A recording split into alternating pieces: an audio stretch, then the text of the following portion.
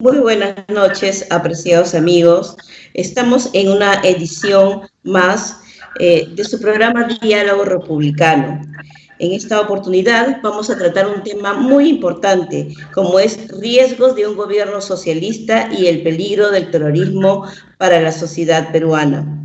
Agradecemos la participación y la conexión de Coordinadora Republicana, BHTV y Streaming Conecta Producciones, que hacen posible que transmitamos este programa. Para esta ocasión presentamos en primera oportunidad al doctor Marco Ibaceta, que como todos conocemos es un abogado, consultor, expresidente de la Sala Nacional Antiterrorismo y actualmente es candidato al Congreso con el número 17 del partido Podemos. Muy buenas noches, apreciado doctor. Vamos a tratar que en esta coyuntura política resulta de mayor relevancia e importancia.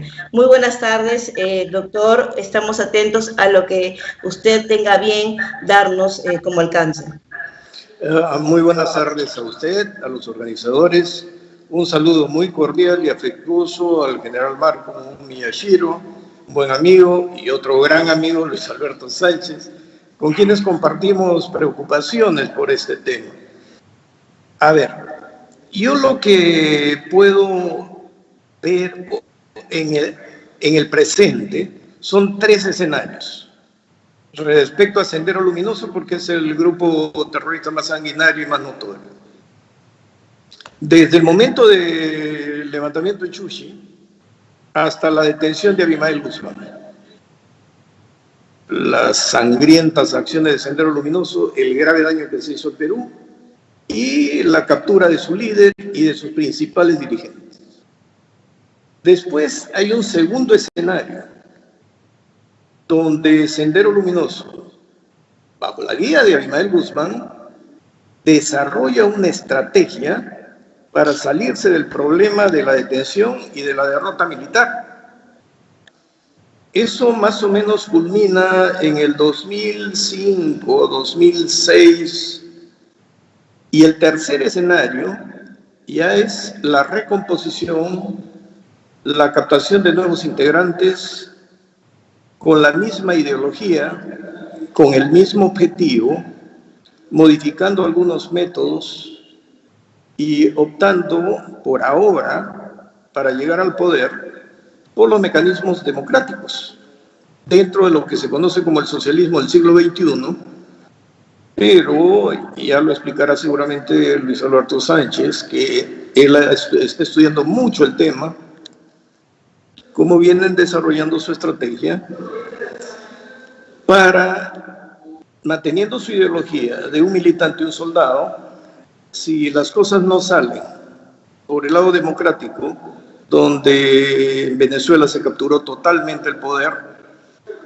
y en un escenario del Perú, en que estamos viendo que desde el Ejecutivo se puede controlar todos los ámbitos, tanto del poder público como del poder privado y de los estamentos sociales, con una facilidad increíble.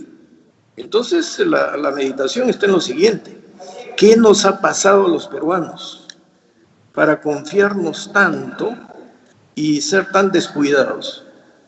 Y la respuesta vino sola, que en la lucha contra esta pandemia nos agarró desorganizados, se gastó mucho dinero, se habilitaron edificios, hospitales de campaña, centros de tratamiento, no teníamos oxígeno, no teníamos nada. Murió muchísima gente con las mentiras que venían de un gobierno irresponsable y de expertos, que de expertos no tenían nada. Pero apenas empezó a bajar la ola de contagios, desmantelaron todo, tanto en infraestructura como en personal. Y ahora que se ha venido la segunda ola, nos encuentra sin infraestructura, sin oxígeno, sin hospitales, sin personal médico, se despidió a gente contratada en último momento, pero que tenían cierto entrenamiento. Ahora tienen que volver a contratar personal médico sin entrenamiento. No tenemos camas UCI. Nos envían de nuevo a un confinamiento que va a empobrecer más a la gente, pero un confinamiento para evitar el contagio, y la única opción sería la vacuna. Aplique este escenario a lo que ocurrió con el terrorismo. Capturado Abimael Guzmán, el Estado comenzó a desmantelar todos los equipos. El GEIN fue el primer grupo que fue desmantelado. Cuando visité sus antiguas oficinas, era un desastre, no quedaba nada. Recién ahora con la DIRCOTE es como si se estuviese queriendo consolidar un nuevo grupo con nueva gente. El problema es que Abimael Guzmán utilizó inteligentemente todo. La primera apertura de ajedrez fue el acuerdo de paz, en donde los peruanos creímos que haciéndole firmar el acuerdo de paz nosotros habíamos triunfado como sociedad. Mentira, habíamos perdido. Porque con el acuerdo de paz, Abimael Guzmán divide a sus fuerzas. Todos deponen las armas y dicen haber renunciado a la lucha armada, pero mantiene focos de violencia vinculados al narcotráfico. Los más notorios, aunque digan que están divorciados, yo no me creo eso, fue en el Guayaga y en el Brain, porque siempre el terrorismo está aliado al narcotráfico, que es su fuente de financiamiento, si no, ¿de dónde saldría tanto dinero? Con ese poder económico y bajo una línea ideológica que jamás ha cambiado ni va a cambiar, Abimael Guzmán comienza un proceso a través de los órganos internacionales a acercar al Perú. Logra fallos en la Corte Interamericana de Derechos Humanos por acción de la Comisión Interamericana de Derechos Humanos, con los cuales, junto al accionar de aliados internos que o fueron interesados o fueron tontos útiles, empezó a victimizar a Sendero Luminoso y a criminalizar al Estado. Y mientras victimizaba psicológicamente, las nuevas generaciones y muchos políticos se la dieron de perdonavidas y trabajaron a favor de Sendero, dándose cuenta o de repente cometiendo un error histórico muy grave. Se empezó con la criminalización del Estado a perseguir a los agentes del Estado, acusándolos de genocidios y de todo delito posible. Por lo tanto, los que tenían que ir a la cárcel eran los agentes del Estado. El Estado internacionalmente quedó como agresor y los senderistas como víctimas. Con eso destruyeron todo el aparato normativo y al dejar la lucha armada se saltaron a la garrocha la ley antiterrorista. Y el Estado no generó un nuevo marco antiterrorista para golpear el corazón del terrorismo, que era su ideología. Como no proscribió la ideología senderista, estos la enarbolaron como bandera de lucha bajo la concepción de defensa del derecho humano a la libertad de ideas, de credos y de expresión. Y muchos jueces y hasta el Tribunal Constitucional les dieron la razón en esto. Pero ellos ya habían avanzado tanto que comenzó con la Comisión de la Verdad una negociación oculta entre agentes del Estado y las cúpulas de estos movimientos terroristas para crear una Comisión de la Verdad que terminó consolidando el objetivo de Abimael Guzmán de victimizar a Sendero, criminalizar al Estado y convertir en agresores a los agentes del Estado, y los pobrecitos senderistas en víctimas inocentes de todos nosotros. Tanto así que al final hubo un fallo del Tribunal Constitucional en el 2003 que, tomando algunos principios de una sentencia que habían obtenido la Corte Interamericana de Castillo Petrucci y otra de la señora Loaiza Tamayo, declararon inconstitucionales algunas normas antiterroristas, y dentro de la que dejaron vigente cambiaron el articulado y algún tipo penal de allí lo eliminaron. Pero en el gobierno del señor Toledo, con el decreto legislativo 922, se demolió toda la capacidad del Poder Judicial de realizar nuevos juzgamientos porque se anularon todos los procesos y se declaró que los medios de prueba debían ser reactuados o sometidos a un criterio de valoración mucho más exhaustivo.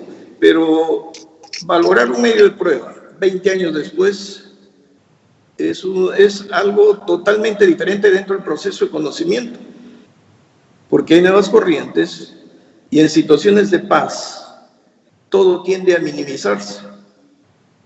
Y también el gobierno modificó el tema del mínimo y el máximo de la pena, de modo que la cadena perpetua casi fue eliminada y las máximas penas vinieron a 30 años, 25 años y 20 años.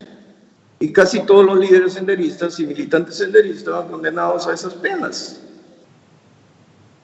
Por lo tanto, empezaron a salir en masa. Y con los nuevos juzgamientos salieron casi todos. Ellos, evidentemente, por lo que yo sabía, no iban a participar activamente en procesos públicos de captación de militantes y de acciones a favor del Sendero Luminoso, sino iban a estar detrás de la pantalla para que nuevas huestes, nuevas generaciones comenzaran a organizarse y capturar a los estudiantes. Y para ellos, por eso era importantísimo infiltrar al Estado. Y mire que según informaciones que ellos mismos me decían, iban a infiltrar a la policía, iban a infiltrar a las Fuerzas Armadas, iban a infiltrar los poderes públicos, pero fundamentalmente el sistema educativo, porque a través del sistema educativo la relativización moral se produce con mayor facilidad y la ideologización es mucho más fácil, y como el Estado nunca iba a estar al lado de la población, las carencias iban a ser las mismas y tenían que aparecer un gran salvador, porque apostaban ellos a que el Perú no era un país democrático, sino que, como todo país latinoamericano, a la gente le gusta un líder, ¿no? Nunca hemos sido democráticos desde la época pre-Inca, Inca, ni siquiera en el virreinato. Y nunca nos preocupamos por ser democráticos. Entonces, la situación se dio de tal manera que al ver ellos eliminado el marco jurídico, empezaron a medir la capacidad de resistencia de la sociedad y se presentaron públicamente, pero cambiándose de nombre y con otras fachadas, que no era nada nuevo, porque recuerde, el aparato más sanguinario del Sendero Luminoso fue Socorro Popular. Y Socorro Popular nunca se llamó Sendero Luminoso, sino que se formó con los familiares de los detenidos en los penales. Pero ellos, al poco tiempo de formar Socorro Popular con los familiares de los detenidos senderistas, los militarizó. Y militarmente fueron los más feroces. Entonces, ahora lo que está haciendo es cambiar de nombre. Exige el respeto a derechos fundamentales que, dentro de una concepción que no sé de dónde ha salido, se ha relativizado tanto que ahora los jueces, fiscales y el Estado hablan de derechos fundamentales de los terroristas, de los delincuentes, de todo agresor de la sociedad, y no habla de derechos fundamentales de los que integramos la sociedad respetando el Estado de Derecho. Eso quiere decir que algo está mal, algo está distorsionado. Y entonces, si tienen el camino libre, no van a parar. Ahora forman parte del Foro de Sao Paulo, pero todas los órganos de fachada lo conoce Luis Alberto Sánchez. Están en las universidades, en los colegios, en las asociaciones y se muestran públicamente en las calles. Ahora que detuvieron a 80 miembros de esas organizaciones de fachada, como que se han ocultado y no se escucha nada. Pero eso no significa que no estén allí. El asunto está en que el Estado sigue ausente. No hay Estado para ver este peligro y tenemos topos por todos lados que ya hasta en el Congreso comienzan a hablar de una reconciliación y de que el Sendero Luminoso simplemente era un grupo de luchadores sociales. O sea, el proceso de victimización sigue, pero acá ya los están enalteciendo. Mientras tanto, los militares son los peores criminales en este conflicto y todo el mundo los persigue. Entonces no hay una interpretación cabal y armónica de justicia, sino que ellos han logrado aplastar al Estado, aplastar a la nación peruana y estar apoderándose de mentes que vienen vacías, que son los jóvenes, los niños de los 90, y que con un Estado tan irresponsable y con tantos ladrones que hay, la prédica de los topos va a ser tan efectiva que pueden llegar democráticamente con suma facilidad al poder. Pero recuerden que cuando llegan al poder, se consolidan, controlan, corrompen, y cuando ya tienen un nivel de control adecuado, convocan una constituyente. Al convocar una nueva constituyente, pueden reelegirse indefinidamente. Al poder reelegirse indefinidamente, controlan el aparato electoral, controlan la publicidad y controlan los medios de comunicación. Estamos en ese camino y no nos damos cuenta. Entonces, ¿llegarán o no llegarán? Mire, así como van las cosas, así como nos hemos comportado con la pandemia, es el mismo, digamos, es la misma actitud que teníamos en la Guerra del Pacífico y que históricamente siempre hemos mostrado una debilidad extrema, una falta de planificación y una falta de visión de futuro.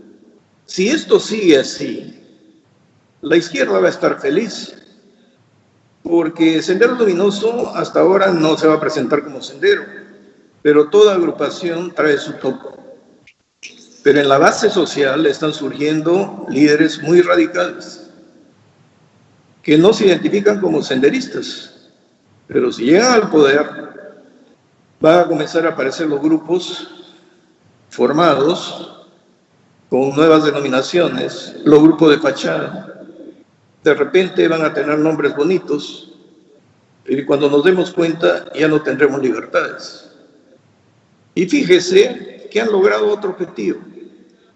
Han debilitado tanto a la Policía Nacional que el mismo gobierno ha destrozado la moral policial, y desde dentro de la policía también el comando no ha ayudado mucho. Han debilitado las Fuerzas Armadas, que si pidiéramos una información adecuada, nuestro ejército está tan disminuido. Nuestra Fuerza Aérea, si puede volar un avión de caza, sería un milagro.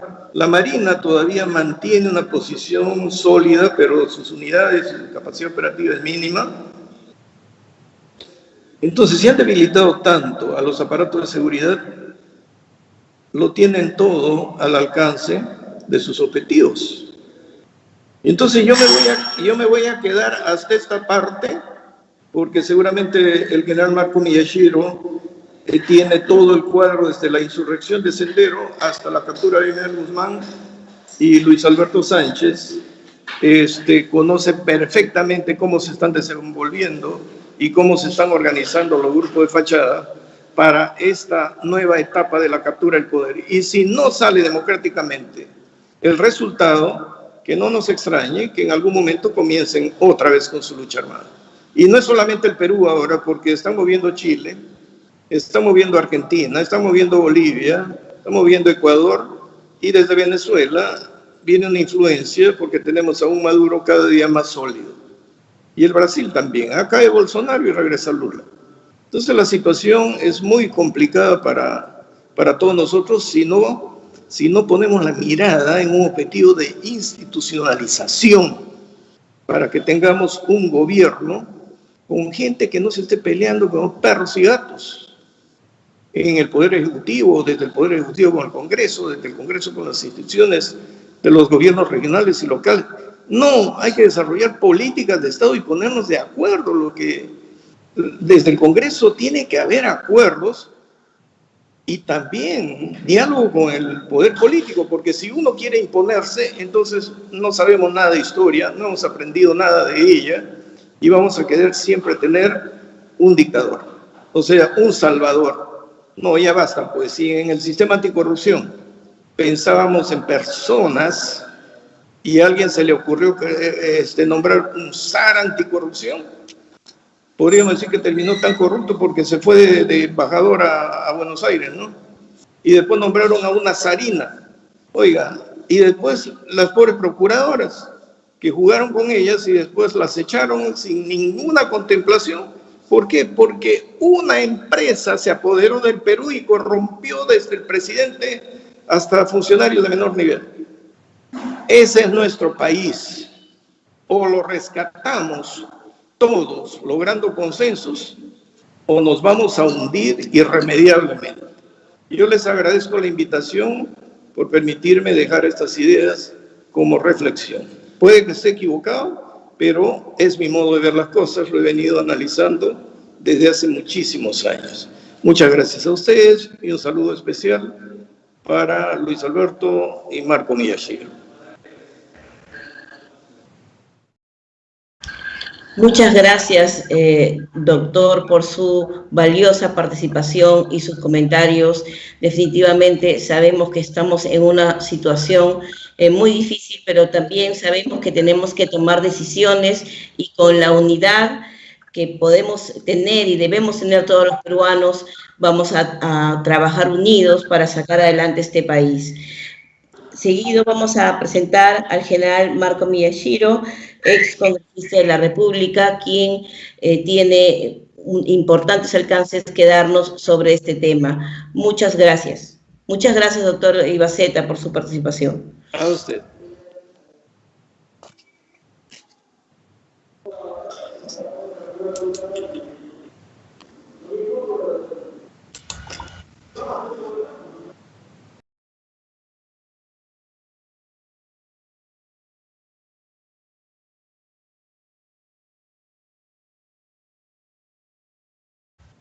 Yo los veo, los escucho, pero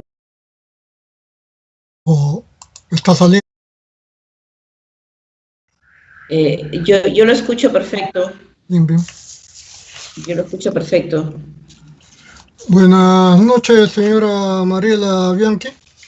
Un saludo especial al doctor Marcos Ibaceta, muy gentil con sus palabras. Y todavía está esperando su turno el señor Luis Alberto Sánchez, que con su institución, Huaynacuna, ha presentado una serie de denuncias públicas que lastimosamente el gobierno de turno, en las diferentes épocas, no le ha prestado oídos. Sin embargo, conociendo la calidad y el contenido de la denuncia que ha presentado este valiente ciudadano Luis Alberto Sánchez Cáceres, le quiero reconocer sus méritos y agradecerle también porque ha transmitido informaciones que incluso me ha servido de ilustración para conocer más el tema. El doctor Ibaceta hizo hincapié en que hubo 3 etapas, 3 escenarios. La primera desde la toma de Chuchi el 19 de mayo de 1980 hasta la captura de Abimael Guzmán. Luego viene, en tiempo de la captura, una serie de negociaciones en donde Ismael Guzmán plantea una estrategia para llegar a un llamado acuerdo de paz. Pero llegamos al año 2000 y se le ocurre a esos ilustrados caviares crear una comisión de la verdad. Comisión de la verdad cuyas primeras consultas las hace el secretario del Ministerio de Justicia con el terrorista más asesino de la historia del Perú y quizás el más sanguinario de América Latina. Va y conversa con Ismael Guzmán para que sea estos asesinos o el cabecilla de estos asesinos el que plantee quiénes deben integrar esta comisión de la verdad. Una vergüenza verdaderamente para los peruanos que estamos de acuerdo en la defensa de la democracia, la vida, la libertad. Quiero felicitar a la Coordinadora Republicana porque está reuniendo a varias personas de diferentes agrupaciones o partidos políticos, pero les está dando libertad de opinión para poderse expresar, y le agradezco también la invitación que me han formulado.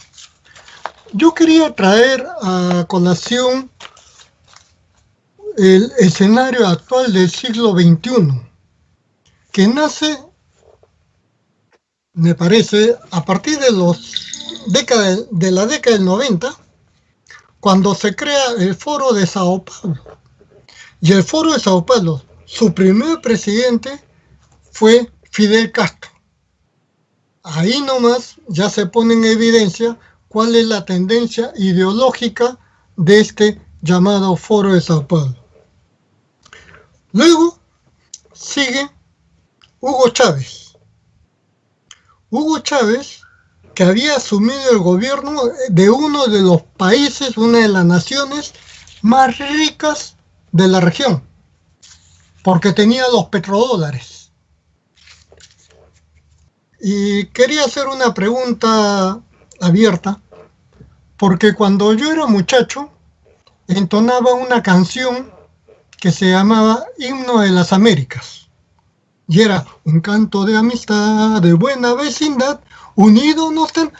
Y se iba repitiendo cada uno de los países de la región, que eran, en mis tiempos jóvenes, 21. Preguntaría, ¿saben ustedes cuántos países tiene actualmente Latinoamérica? ¿O América en su totalidad? En mi juventud, 21. Ahora son 35. Y por favor no me pregunte cuáles son porque a lo mejor fallo. Sin embargo, estas nuevas naciones tenían una particularidad, que recibían el petrodólar. Entonces, cuando había una reunión de la Organización de Estados Americanos, la OEA, o de la Organización de Naciones Unidas, tenía pues 14 naciones que ya jugaban a favor de quien les proporcionaba el petróleo barato. Pero además, va conquistando nuevas naciones, como por ejemplo Argentina, con la pareja Kirchner, Chile, con la señora, Bolivia, México, además de los países centroamericanos. Luego de Hugo Chávez, llega Lula da Silva. Y Lula da Silva, con su Partido de los Trabajadores, tiene la visión de que los presidentes que no están de acuerdo con Fidel Castro, ni con Hugo Chávez y su sucesor Nicolás Maduro, todos los presidentes tienen bolsillos, y que esos bolsillos cargan una billetera a la cual se le puede poner dinero. Y si en caso de mujer, tiene carteras que también se pueden llenar de dinero, con la condición no de que se vuelvan comunistas, no, sino que a través de la empresa brasileña Odebrecht, ¿no?, comienza el delito blanco, el delito de la corrupción de quien maneja las arcas del Estado, con la condición de que en los diferentes ministerios e instituciones públicas vayan colocando a la gente que comparte sus ideales del socialismo del siglo XXI. Y así es como el Perú cae en las garras de la corrupción de alto nivel y en la podredumbre de meter a gente vinculada al comunismo y a las ideas del socialismo del siglo XXI en los diferentes niveles de gobierno. Esta situación se tiene que revertir.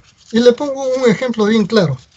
He sido policía y luego he sido viceministro de Orden Interno. He trabajado en el ministerio 2009 y 2010, hace 10 años. ¿Sabe usted cuántas direcciones generales tenía el Ministerio del Interior? 5.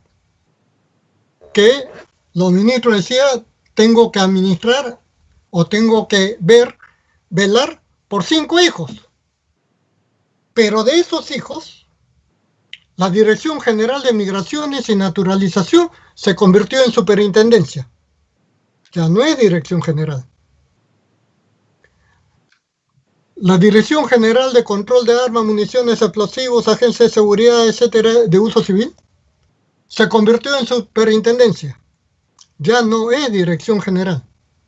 Sin embargo, actualmente el Ministerio del Interior tiene 9 direcciones generales, con nombres muy bonitos, pero nombres bonitos que el servicio que deben de dar al pueblo, cuya función primordial la lleva la Policía Nacional, es garantizar el orden interno, el combate contra la criminalidad. Y eso es lo que el Perú está sufriendo y es considerado, junto con la pandemia, los 2 problemas más graves que está sufriendo el Perú. Con el agravante de que a causa de la pandemia se está llevando, o ya se está llevando, y se está logrando la quiebra de la economía nacional.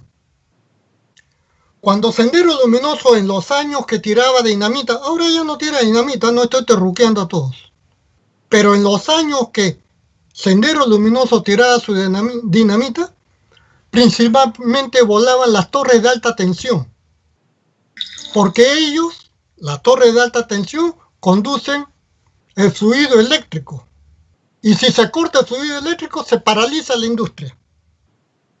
La carretera central, la avenida Argentina, donde estaban las principales fábricas y empresas productivas de Lima, eran frecuentemente golpeadas, saboteadas. La carretera Panamericana Norte ha sido testigo de muchos incendios de las empresas que ahí estaban. ¿Y por qué atentaban contra el fluido eléctrico, contra las empresas? Porque querían mandar a la quiebra económica a nuestro país, cosa que lo estaba logrando, más de 7.000% de inflación en el primer periodo de Alan García. Porque el pensamiento, Gonzalo, dice, cuando el pueblo tiene hambre, cuando el campesino tiene hambre, entonces es capaz de pensar en revolución. Y esa sumisión a la pobreza, ahora sin dinamita, pero con el cuento de la pandemia y las fracasadas acciones que realizó el mitómano presidente, no sé si llamarlo presidente a este sujeto, pero verdaderamente Vizcarra, ¿no? Un mitómano, fracasó y convirtió al Perú en el peor conductor de la lucha contra el COVID-19.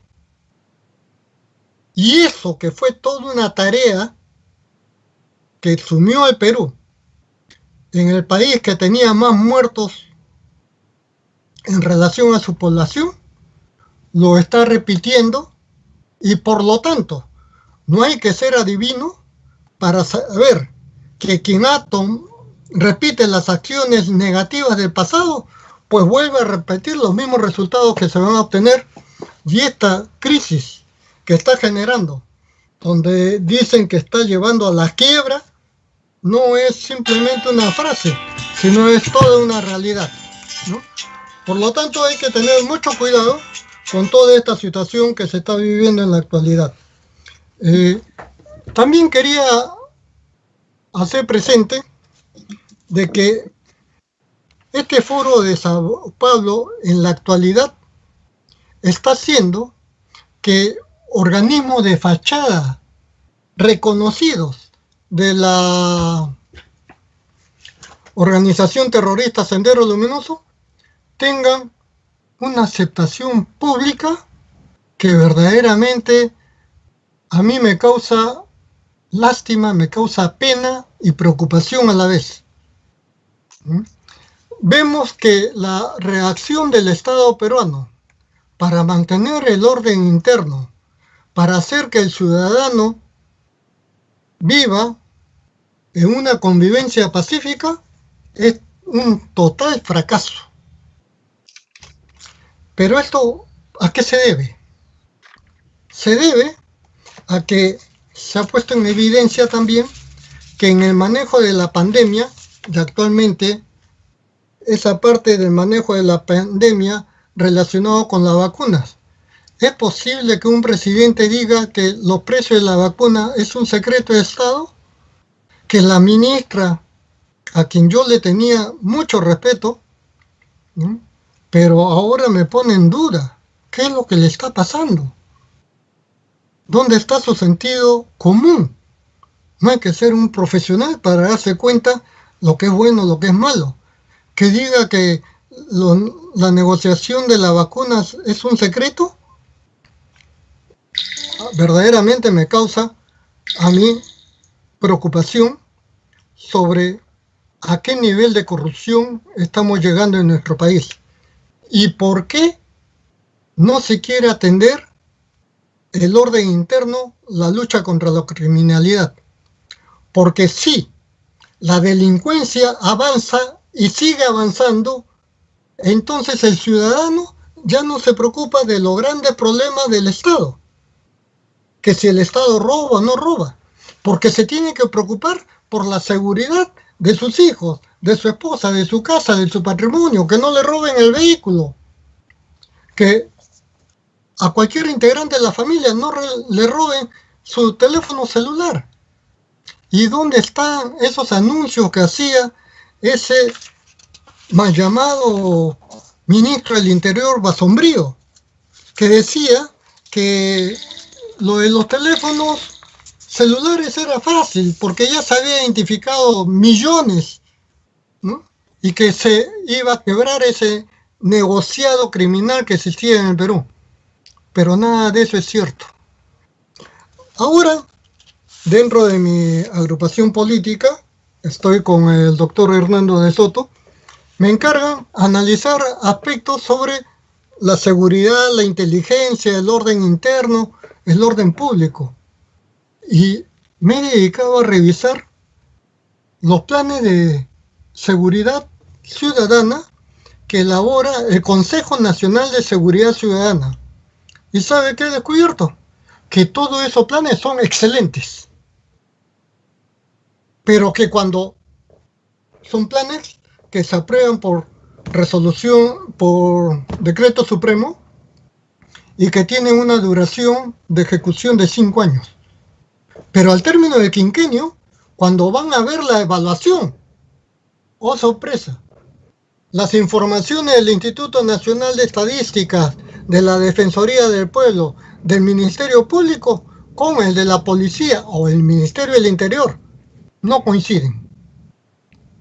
Y que todas las fallas y el avance de la criminalidad no se debe a que los planes son malos, sino que a la que la ejecución de los planes ha sido totalmente deficiente. Y eso es una vergüenza. No hay que pensar mucho. Ya están escritos los planes. Cualquier partido político ve los planes y habrá muy pocos detalles, y son detalles secundarios los que habría que agregar. El problema es cómo se va a ejecutar aquello que está escrito. Es decir, del dicho al hecho hay un gran trecho, y esto se repite con relación a los planes de seguridad ciudadana. Y hay otro mal peor, que es la aplicación del nuevo Código Procesal Penal. Un señor comandante de la policía se me acercó a mi despacho siendo viceministro y me dice: mi general, con todo respeto, me estoy volviendo loco. ¿Qué te pasa, muchacho? Señor, mi hija va de pasajera en un taxi y en la Costa Verde el vehículo del taxi en la que ella viajaba es embestido por otro vehículo con un conductor totalmente ebrio. Y el hecho de manejar en ebriedad constituye delito de peligro común. ¿Sabe qué es lo que ha resuelto la Fiscalía? Con una solución anticipada, que es un recurso legal que tiene todo fiscal, le ha hecho pagar al conductor ebrio, autor de un delito y de la muerte de su hija, 500 soles al Banco de la Nación. Y este comandante, en su desesperación y con lágrimas de varón, me decía: ¿eso es justicia, señor general? ¿Qué respuesta le puedo dar a ese comandante? Pero si uno revisa la legislación y ese nuevo Código Procesal Penal, que está bien, debe ser garantista, pero debe tener un sentido común. La vida humana no vale 500 soles. ¿Cómo quedan los deudos? Y es por eso que también me preocupa, y lo hizo muy bien referencia el doctor Ibaceta, la educación.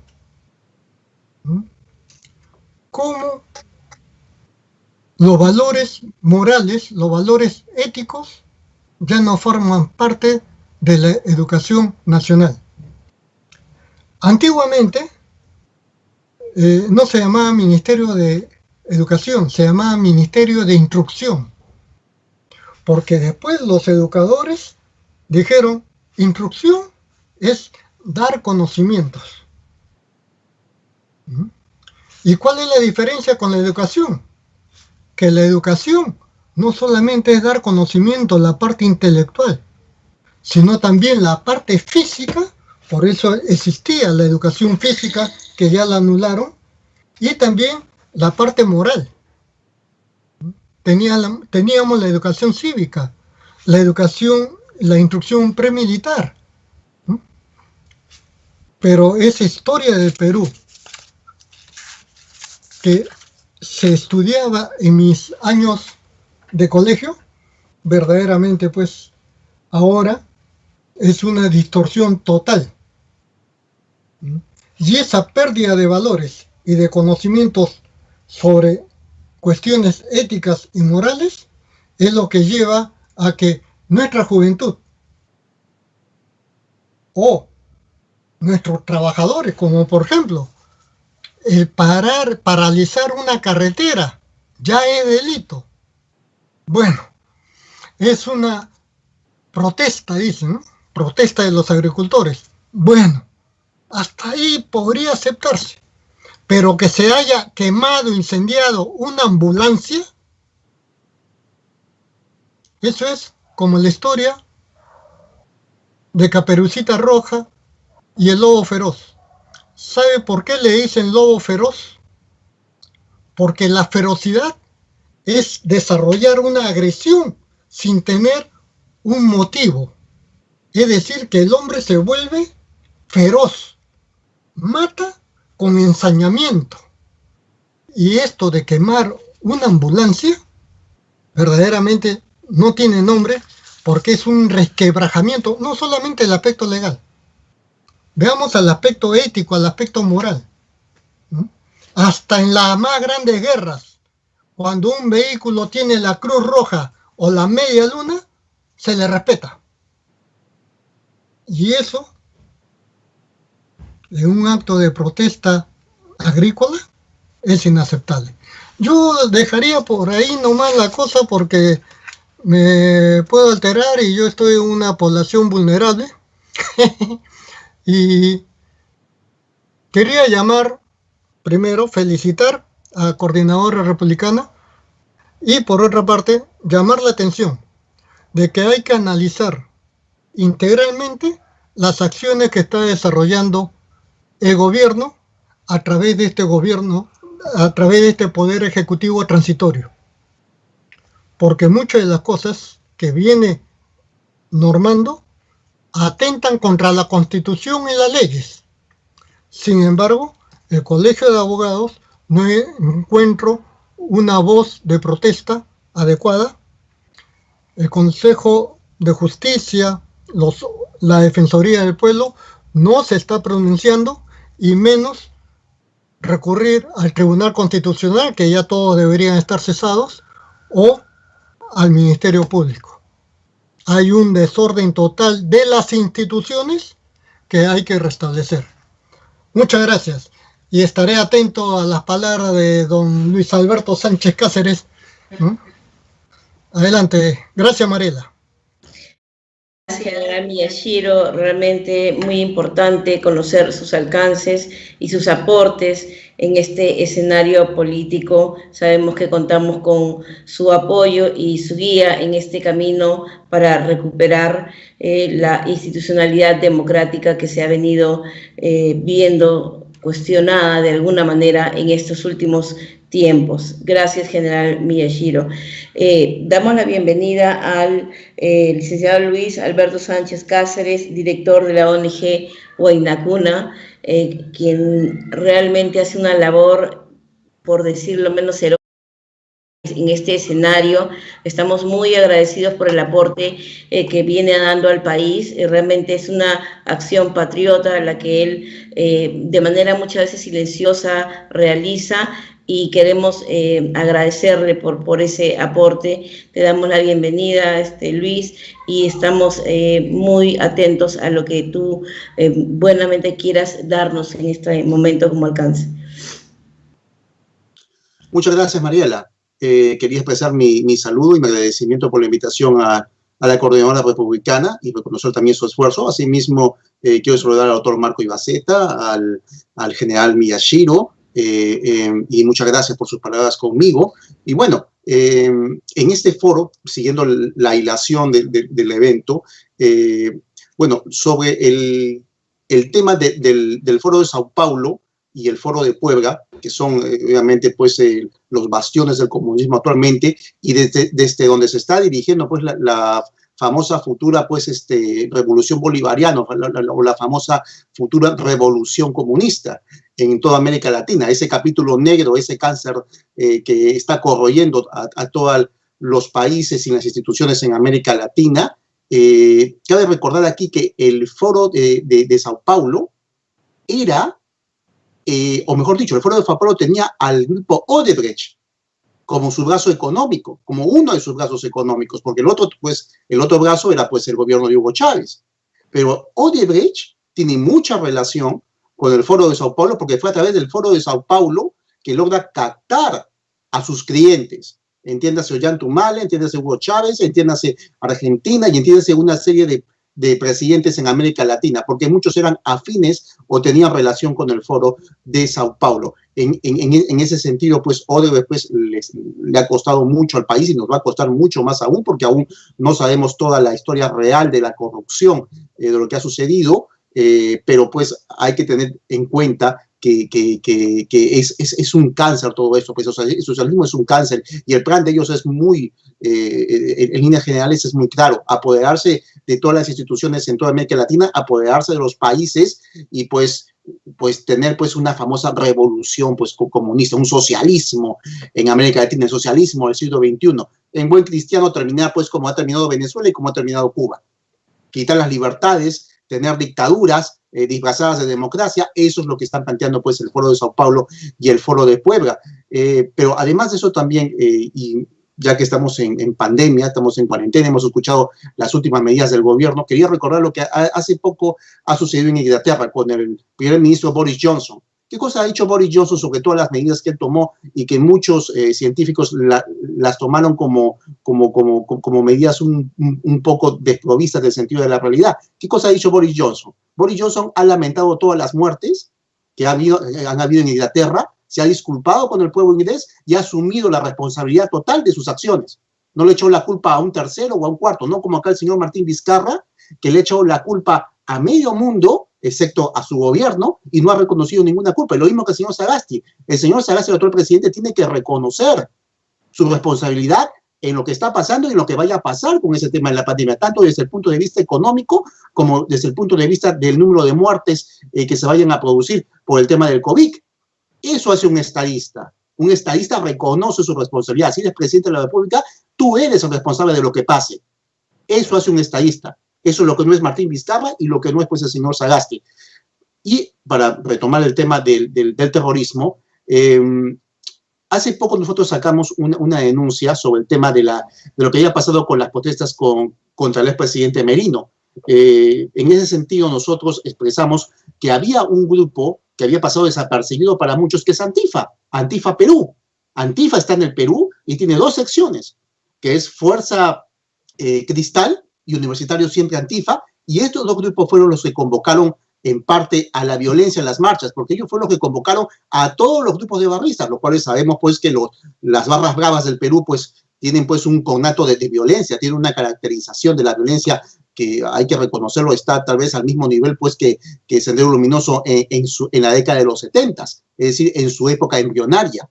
Esos grupos, esas facciones de Antifa del Perú, fueron los que estuvieron al frente de la protesta contra Merino y fueron finalmente los que lograron el derrocamiento de Manuel Merino, y eso es lo que muchos no han querido ver. También estuvo el Movadef, nosotros denunciamos que estaba Movadef ahí, tenemos videos del tema, estuvo Movadef en esa protesta, también estuvo el Frente Democrático del Pueblo, que es un brazo político del MRTA, también estuvieron parte de grupos de la JC y grupos también de corte radical, como el bloque Hip Hop, que es un grupo un poco desconocido para las personas, pero que ha tenido también que ver con estas protestas.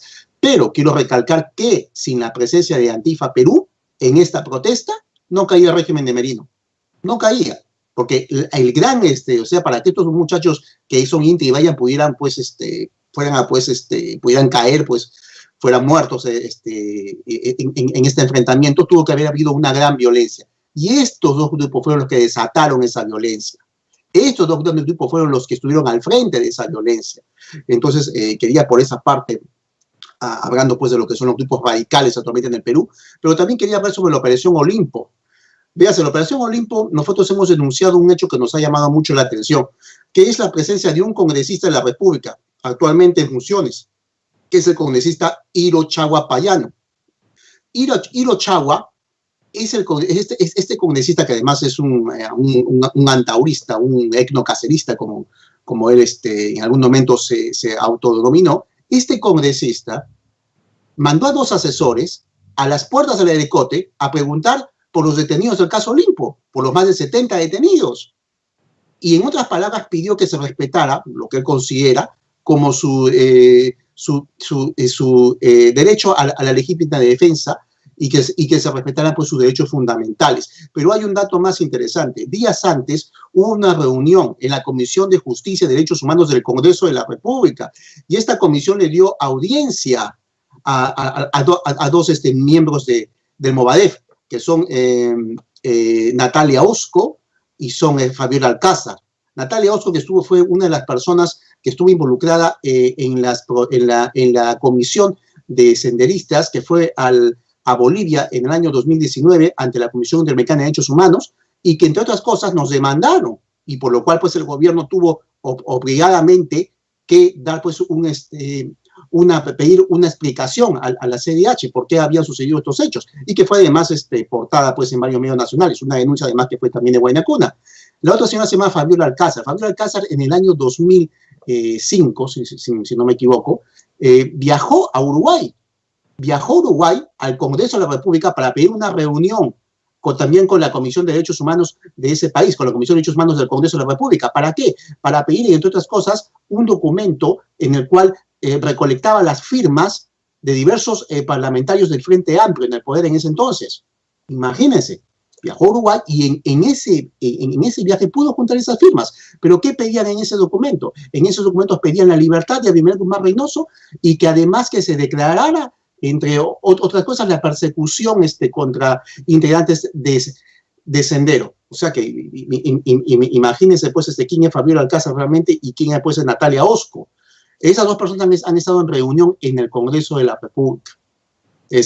Bueno, fue una reunión virtual, vía Zoom, es cierto, pero es la Comisión de Justicia y Derechos Humanos que los ha recibido, y a raíz de esto es que el congresista Chagua Payano pues ha mandado a 2 de sus asesores pues a que aboguen por los senderistas. Otra cuestión también que quería resaltar es que la FUNS, la Federación Universitaria de San Marcos, ha realizado un evento a favor de Sendero Luminoso, pidiendo la libertad, según ellos, de los perseguidos del Movadef, porque es así como ellos lo llaman. Es una vergüenza, una reverenda vergüenza lo que ha sucedido.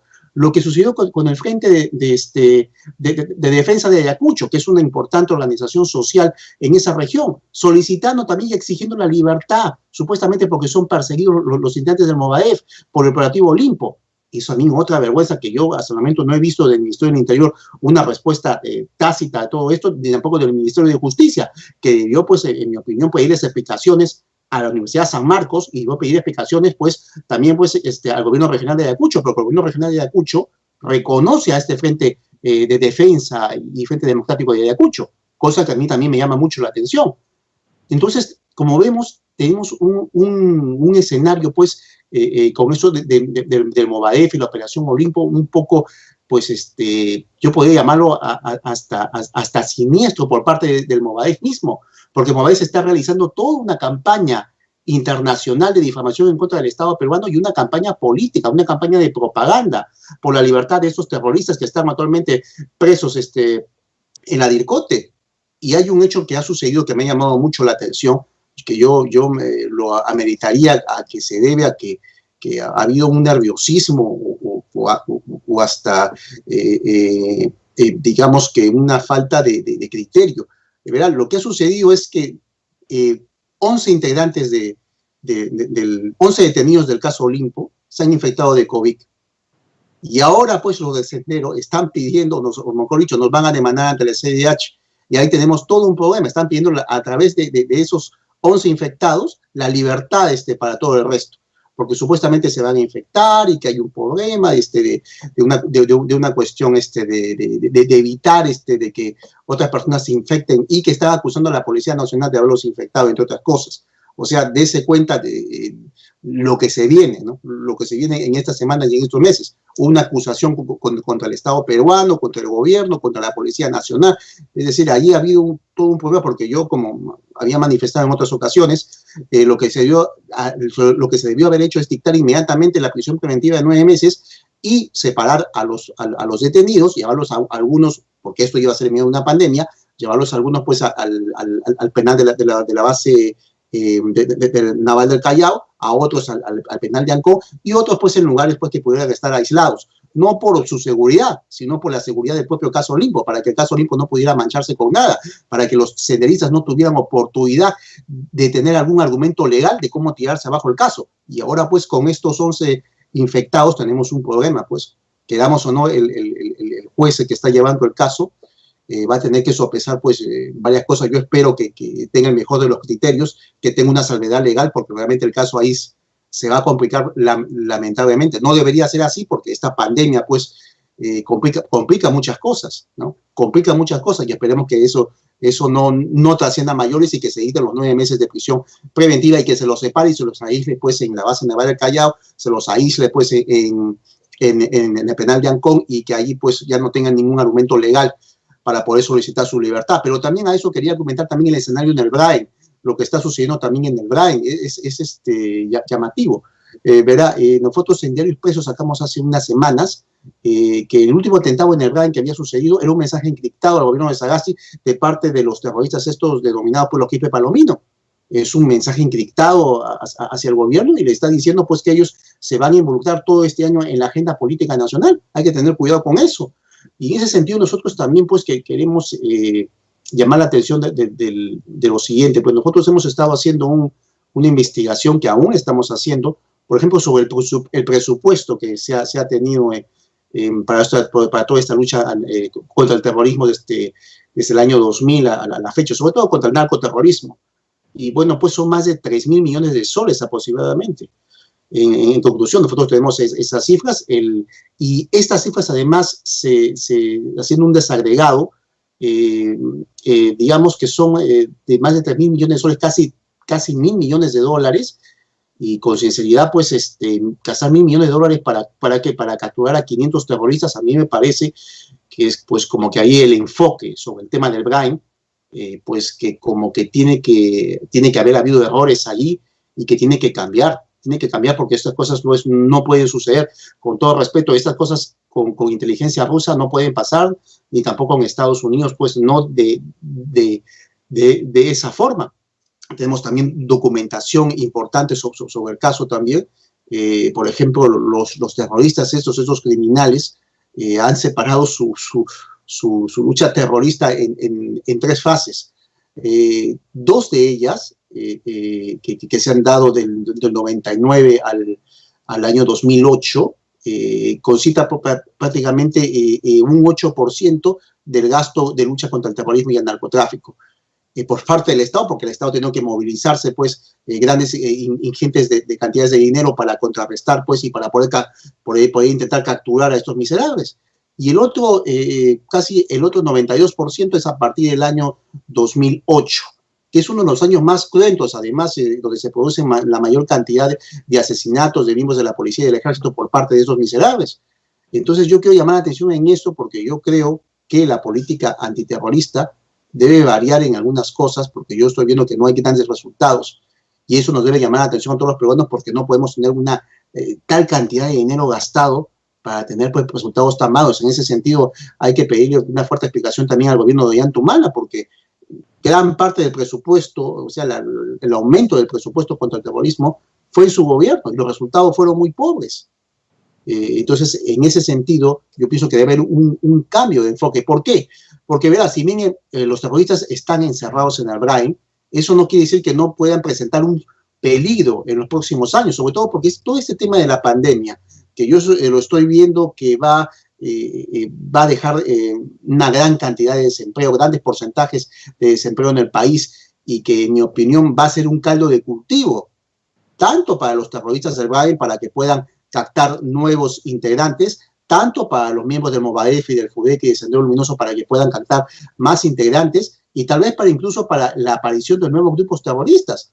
Ojo, hay que recordar la elección de los 70. ¿Qué se decía en el 70? En el 70 se decía, porque eso además está publicado en varios medios periodísticos, se decía, por ejemplo, cuando le preguntaban a los miembros del ejército si era posible que surgiera un grupo terrorista en el Perú, o sea, la famosa revolución que llaman los comunistas. ¿Y qué era lo que decían? Decían pues que eso era imposible porque se habían visto todos los escenarios y que un escenario de revolución tipo Cuba era imposible. Y no habían visto el escenario del maoísmo, ¿ya? De esa ideología criminal y asesina. ¿Y qué fue lo que pasó? Ya sabemos qué fue lo que pasó en los 80. Si en los 70 se hubiera reaccionado a tiempo y se hubiera metido en la cárcel a ese miserable de Belén Guzmán Reynoso, no hubiéramos tenido toda la estela de sangre y muerte que tuvimos en la década del 80 y en la mitad de los 90. No hubiera pasado todo eso. Y en ese sentido, quiero hacer hincapié en lo siguiente. Es muy posible que surja un nuevo grupo terrorista que no necesariamente tiene pues que compartir el pensamiento Gonzalo. Tenemos que establecer ese posible escenario. Y en ese sentido, porque es por eso que también he hecho hincapié del grupo Antifa, para mí el grupo Antifa, en el Perú, que es un grupo de extrema izquierda, podría ser el caldo de cultivo para ese futuro grupo terrorista. Las autoridades y la Policía Nacional e Inteligencia tienen que ponerle el ojo a ese grupo y tienen que hacer una vigilancia, porque podría ser el embrión de un nuevo grupo terrorista. Pero no solamente Antifa, sino que todo este escenario de la pandemia va a dejar, en mi opinión, casi en bancarrota al país. Yo menos tengo esa posición y esa visión. Nos va a hacer mucho daño todo ese tema de pandemia y sobre todo el manejo económico que está dando actualmente el gobierno, porque este gobierno se ve que no sabe qué hacer con el tema de la pandemia, viene engañando a la población peruana, y lo que yo estoy viendo es que este tema de la pandemia va a continuar todo este año, es posible que continúe el próximo año, y vamos a tener un problema con todo esto, pues, porque esto va a ser un caldo de cultivo para futuros grupos terroristas. En ese sentido tenemos que tener visión sobre este tema, e inteligencia debería estar detrás de todo este tema. Este gobierno debería hacerlo.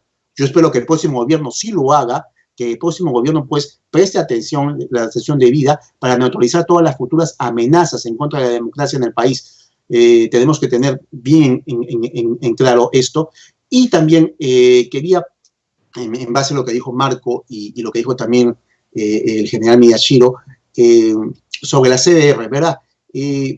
La CBR, en mi opinión, ha cometido muchos errores, y la CBR lo único que ha hecho es tratar de limpiar la imagen de los colectivos, partidos, micropartidos y partidos comunistas y socialistas de la década del 80.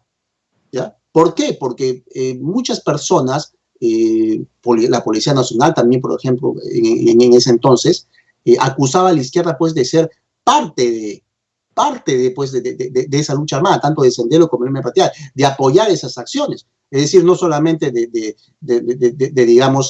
defender desde el punto de vista político algunas acciones que cometía Sendero y MRTA, sino de ser cómplice de esas acciones. La CBR se encargó de decir que el comunismo y el socialismo, que los grupos izquierdistas habían luchado contra Sendero, habían luchado contra el MRTA, que se habían enfrentado. Pero ¿cuál es el problema?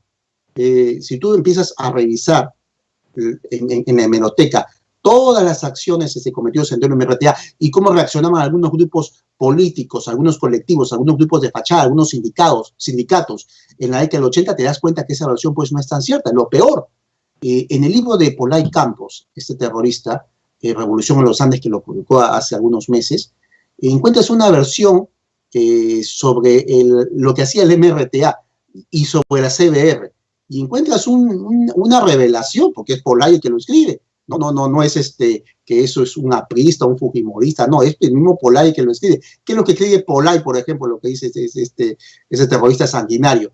Él sostiene que en el 90, en la alianza que tenía Barrantes-Lingán, ese frente de izquierda, ese bloque socialista que él tenía de Izquierda Unida, hubo dos partidos de fachada del MRTA en esa alianza, y que él llevó, porque es lo que dice Polay, él llevó a Yehudi Simons, porque lo pusieron como candidato para que fuera diputado en aquella ocasión. Y además también menciona a otro diputado más, no tengo bien el nombre ahora a disposición, pero es lo que menciona, no está mencionando que estuvo en guerra contra los grupos, no. Y es más, él sostiene que casi la mitad de la izquierda eran parte del MRTA, que los apoyaban de una u otra manera, porque tenían un enfrentamiento y un conato con los de Sendero Luminoso.